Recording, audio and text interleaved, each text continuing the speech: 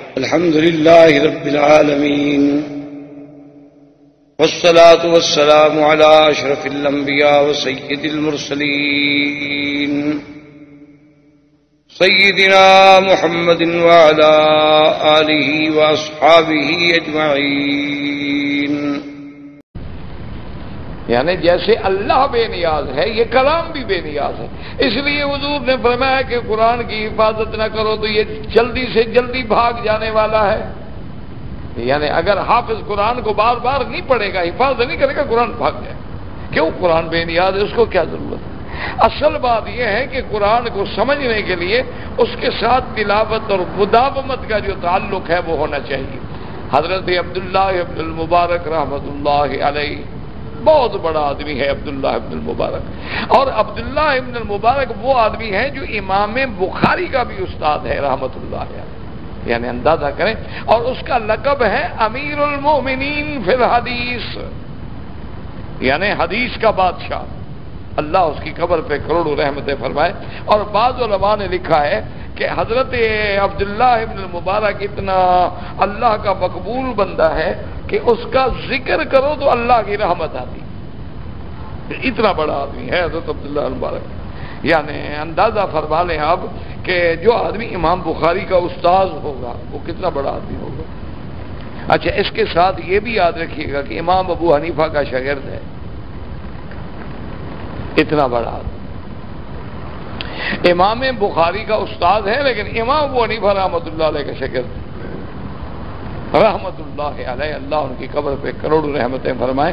تو وہ فرماتے ہیں کہ ایک دفعہ میں سفر پہ جا رہا تھا شام کی طرف، مسجد اقصیٰ کی طرف.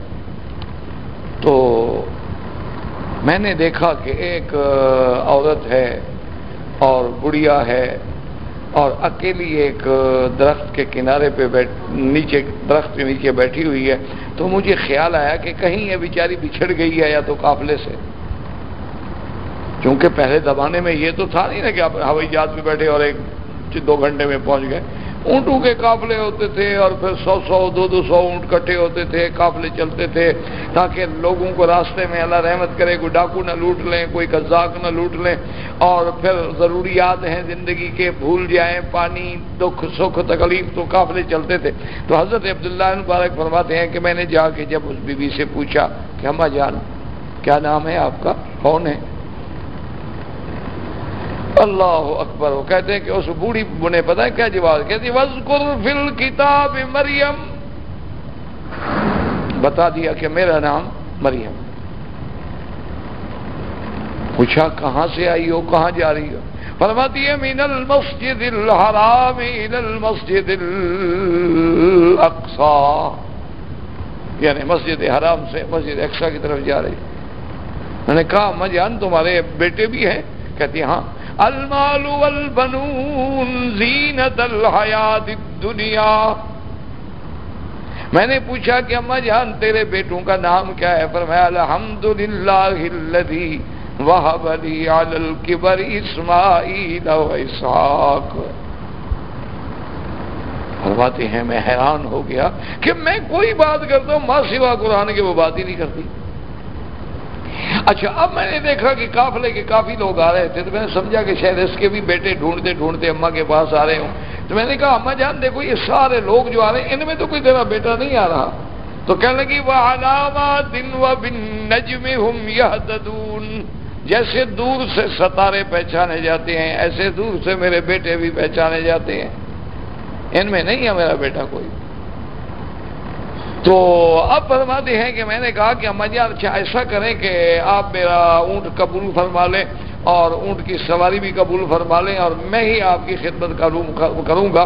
اس کے بعد وہ فرماتے ہیں کہ میں نے اس سفر میں یعنی وہاں سے لے کر مسجد اقصیٰ تک سفر کیا ہے. اگر پانی ضرورت ہے، کھانا ضرورت ہے، اترنا ہے، پردہ ہے، بات ہے، اس بی بی نے ماں سوا اللہ کے قرآن کے بات نہیں کی.